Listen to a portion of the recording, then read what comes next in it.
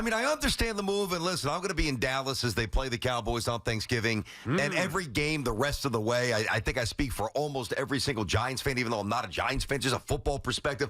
I would much rather watch Tommy DeVito play than Drew Lock and Daniel Jones. There's no doubt Giants are going nowhere. They've been cooked for a while. They're boring. They're bad. At least give the local kids some run. We're all for it. But what's the reasoning behind it? That, to me, is the most interesting part. Is it... Mara trying to gain a little equity from the fans. Let me throw him a bone, shut him up for a minute. Could be. Because if it's not and they're trying to win, then I would probably argue that it's the wrong move. Not that I think that they should be trying to win, but if they are, I think the better option would be Drew Lock, I think. And you also have to incorporate the finances here, because if it's not a Mara push thing and it's just we're going with the better guy, hey, Joe Schoen, come to the owner's office for a minute. Why'd you give him $5 million and this kid's making $900 million, and we've come to the organizational determination that the kid making $900 is better than the guy making $5 million. Why did you sign Drew Lock? You guys usually like turkey, cranberry, so like what's the stuffing? I'm not a big cranberry guy, big stuffing guy, Usually turkey, maybe a little rice balls. This year, rice balls. Yeah, oh yeah, nice. That's a staple. This year, we're having cutlets, baby. Yeah, I'm all about the cutlets. Hey, I don't care what the reasoning is, BT. They have, and I think there's a lot of reason for it. I truly believe that a part of this. Now they have said it's going to be a football decision. Benching Jones, whoever they start next, football decision. And I believe there is some truth to that. I don't think they're trying to tank and lose games. I also have to believe that at least a little teeny part of this is giving the fans what they want. It's before a home game. Nobody wants to see Drew Lock, all due respect to him. Like, he's a backup quarterback at best. At least with Tommy DeVito, there's an excitement and there's an unknown. And the fans want it. Like, I'm actually excited to watch the Giants. Doesn't mean that, like, you're excited to see them win, because you have no idea if they're going to win. And even if they do win, is that going to do any good for this team? Probably not. In the end, it's going to hurt them just like it did a year ago. But I want to watch Tommy DeVito play football, because when I last saw him play quarterback, he was exciting. He definitely was, and I'm excited to watch him play as well, but that's the wrong way to go about it. I mean, let's not lose sight of the big picture, guys. The big picture is for the Giants to eventually get in a position to draft the guy who's going to be the next Eli or the next Phil Simms or, whatever. So I think that when you look at this from a football perspective, I think it's probably safe to say, not that he's incredibly talented, but, just a little bit more refined Drew Lock than DeVito. You would agree with that at this point? Well, I mean, he was a backup for a reason. Okay, so I think that from a pure football perspective, it's close, but I think Drew Lock's probably better equipped to, I guess, maybe win a game or two, maybe. So you think they're doing this in part because they think that... They're throwing the fans a bone, and that is the worst way to operate at this point, because it's just the wrong thing. Who's going to give the Giants and that stadium more of a spark? DeVito or Lock? Yeah, DeVito, 100%. Okay, so, but yeah, I agree, but is that good for the franchise moving forward? Well, do you think... They might win an extra game or two. Who do you think gives them a better chance to win games? I think it's kind of I think that's why I was taking you through the questions before. I think that Drew Lock is a little bit better, a little bit more refined, because he's played more football. Right. However, I don't think he's so much better than DeVito, where that skews the favor, the arrow in the favor of the Giants. So I'm not going to quite say a push. I'd say slight advantage Lock. However, in the emotional department, that needle is going to go swinging to the right in the favor of DeVito, which is fun, which is cool, and Giant fans deserve a couple of fun weeks here, but ultimately it's going to hurt the team down the road if they win an extra game or two. You got to draft the quarterback, and you got to be inside the top three. Right. You have to be. But they could have won more games with Drew Lock anyway. And I also think that they are... Meaning going forward? Yeah, I'm saying, like, I don't think that there's a big difference in results as far as the win-loss record goes between Drew Lock and Tommy DeVito. Like, you can make a case that maybe Drew Lock would help them better because he's a more proven, established backup quarterback in the league. They said he knows the offense. I don't care if he was hurt in training camp or whatever it may be. Like, he knows the offense as well as Daniel Jones. Like, you can make a case that if they're trying to just win some games,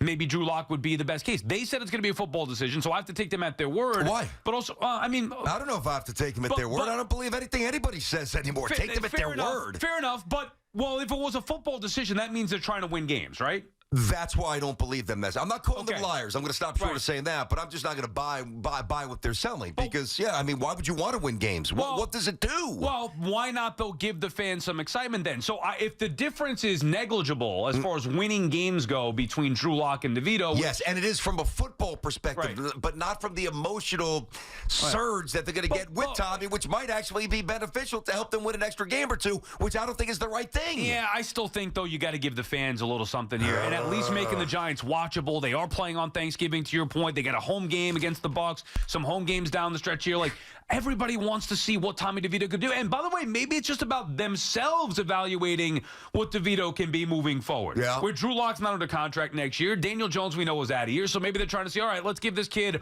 a real opportunity the rest of the way and see what he could be as a quarterback. Not that he's going to be the franchise quarterback, but could he be the guy? Do we keep him around? Yeah, exactly. Could he be the guy to start and whatever quarterback you draft or young quarterback you get, have him play under Tommy DeVito next year. So maybe there's a thought behind that as well. But I just know for me, I'm excited about, it's not like foolish excited about what the Giants are going to do this year or even excited about them winning games. It's about, I can't even get worked up about Daniel Jones. It's beyond disgusting how long they gave Daniel Jones to figure it out. Like, it should never have gotten to this point. So I'm glad that he's finally gone, and now that we get to see Tommy DeVito and what he could be, at the very least, it's entertaining. It's going to make football fun again. I want it to be fun for the Giants. Does he get the rest of the way? That's an important question to me. Because we know that Jones is completely gone. He's done.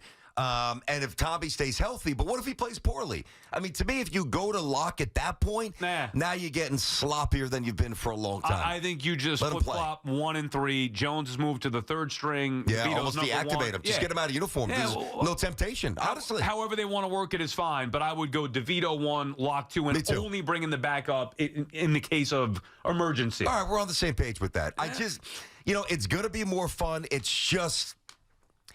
There's just, even when they present this with something that they believe, or at least that they say that they believe, I'm still skeptical because I don't trust the owner.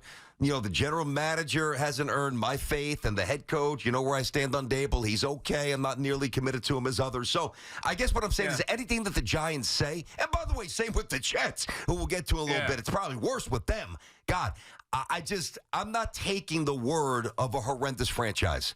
And the Giants have been a horrendous franchise for a long time. Okay, but even if you forget about their word, we know what is. Daniel Jones out. Yep. Tommy DeVito. And that's reason to celebrate. Yes, I got with you on that. Hey, New York, we did it. It's over for Daniel Jones. No more. We don't have to talk about him anymore. That's it. Yeah. 6 years. Goodness gracious. Thank goodness the Giants finally made the decision to move on from Daniel Jones. Oh, my God. I would have celebrated if it were Drew Lock, but the fact that they did it for Tommy DeVito gets me even more excited. Me too with that. Me too. I got you on that part. You know what I mean? I do. Hey, Thanksgiving's going to be fun. Little extra cutlets on the table, and we get to see him maybe beat the Cowboys, which would be great. Stick it up Parsons' rear end there. You've seen a lot of political bumper stickers. How about make the Giants Italian again? That's the new one everywhere in Jersey. BT and Sal, the fan. We'll get to the Jets, as you said, coming up in a little bit. 888-808. Let's be happy for a second before we get to the Jets. 888-808-1019. Tony's in Brooklyn. What's up, Tony?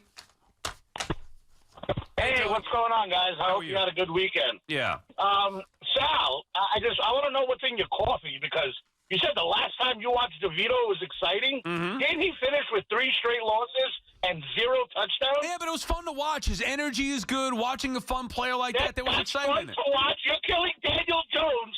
And that's also, by the way, a little deplorable. You guys are clapping for a guy that had 2 serious neck injuries, blew out his knee. All he did was try to win. Tony, hold on. You guys are clapping that? Tony, hold on. Tony, hold on. We didn't cheer that he got hurt. He's not hurt. We cheered that he got benched. No, you're cheering that he's getting benched. Yes, I am. Yep. Join the party, Tony.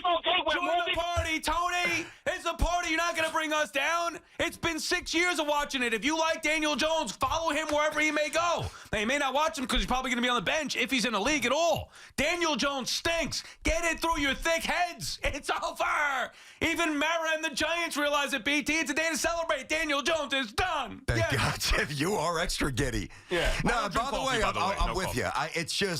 It's the end of the road, man. There's nothing more infuriating, especially with the quarterback position, because it's so isolated. Even though you've got 10 guys, in theory, working in concert, with you. Just the illumination of the quarterback play, it's just unavoidable. Right. Especially when you're a top 10 draft pick and you get a second contract. Oh. He ain't it. I mean, nobody's celebrating that he's hurt because he's not. We're just happy that the era's ended, that the era is over. And we've been saying that it's over for a long time. So it is what it is. You got to deal with it. It's done. And by the way, Tony, I got news for you. Daniel Jones will be just fine. He robbed the Giants of $80 million the last 2 seasons? Robbed. That is a straight up robbery. He should be thanking Brian Dable for winning some games with him the first year. Otherwise, he wouldn't have got that contract. Daniel Jones and his family and his family's family, his kids' kids. He's good to go. He'll be fine. He's okay and he's healthy. The good news is he's healthy. So why are you upset? I mean, you like watching Daniel Jones play? I don't understand. Justin is in Dobbs Ferry. What's up, Justin? What's going on? I can't wait. Danny DeVito throws 15 touchdowns, and Shane gives him a 4-year, $160 million deal like he did Jones after. Well, Danny DeVito is 80, so he won't be throwing any touchdowns. That is a common mistake, Justin. We're gonna have to clean up. Let's get ahead of this. It's Tommy DeVito. I understand the yeah. I mean, we love Danny DeVito, great actor, but let's put some respect on Cullet's name now. I know, but know where he's going next year. Daniel Jones. Remember, Belichick wanted to draft him, too. That's why the Giants got all nervous. That's why Gettleman got nervous to pick him at 6 because the Patriots were going to draft him at 15. So wherever Belichick goes next year, Daniel Jones is going to be the backup. I mean, I can't worry about that. Good luck with that. And thanks for the call. Look, guys. I don't understand the reaction so far. It's over for Daniel Jones. What do you want? You want 6 more years?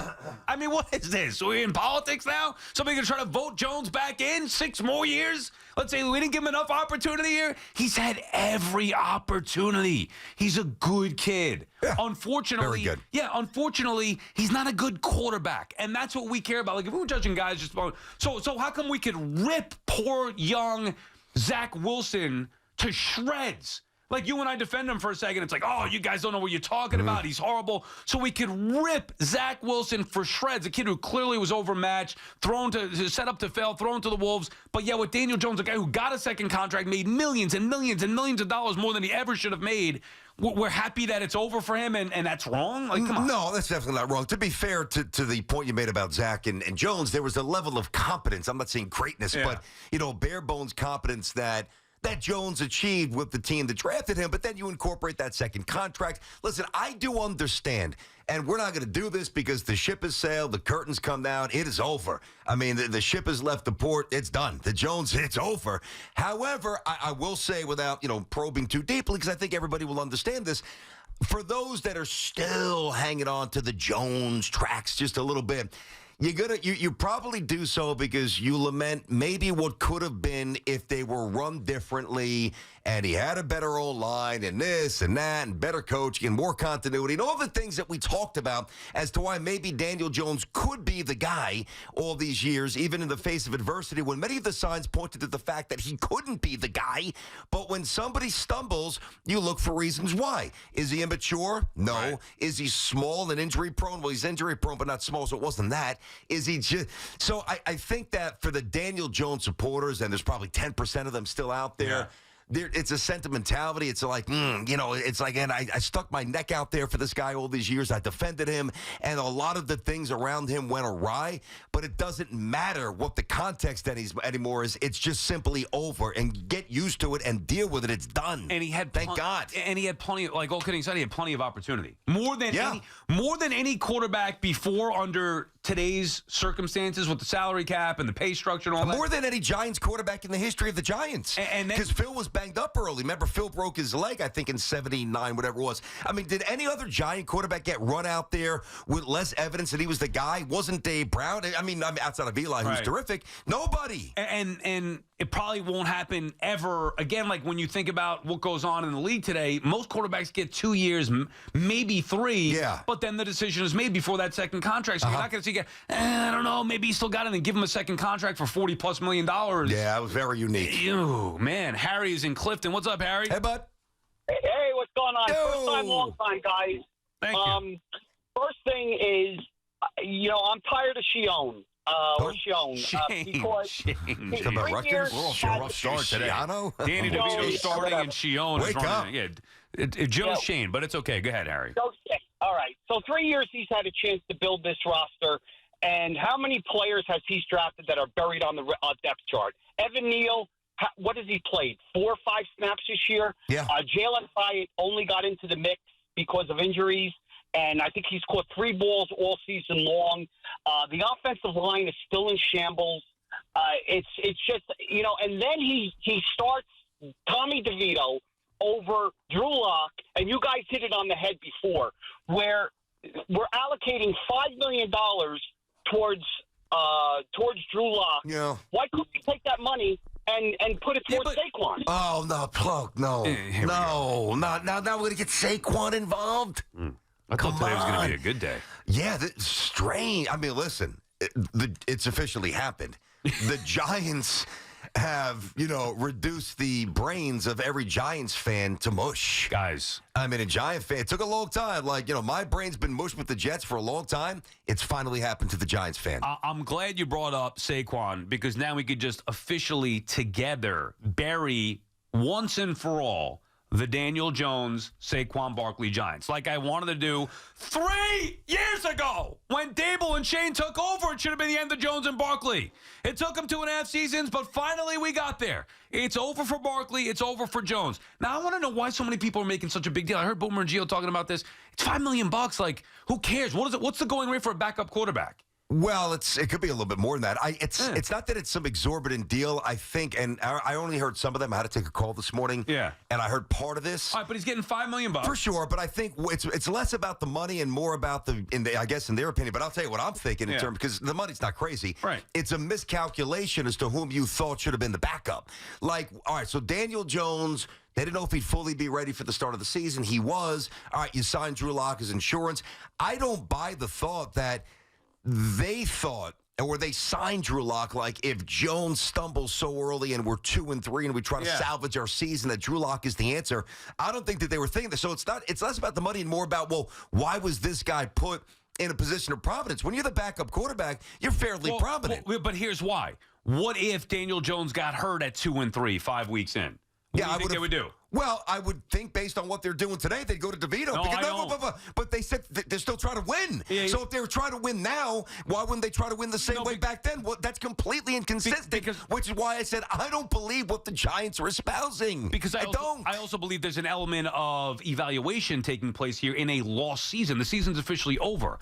I firmly believe, and I don't know this, obviously, but I firmly believe if Daniel Jones got hurt after week 5 or week 6 and the Giants were 2-3 or 2-4, Drew Lock would be the starter. Maybe for a game or so. Trying to win games and see what they do. But right now, for a game. Like, what is the point of playing Drew Lock? I told you. You don't need to evaluate him. You're placating the fans. That's all you're doing. And I'm okay with that because I want to watch him play. But if you're playing Drew Lock, what's the point? Like, I know why you would play DeVito. That's what I'm saying. There are many reasons why you play DeVito. Evaluation, excite the fan base. The season's over anyway, so there's no risk.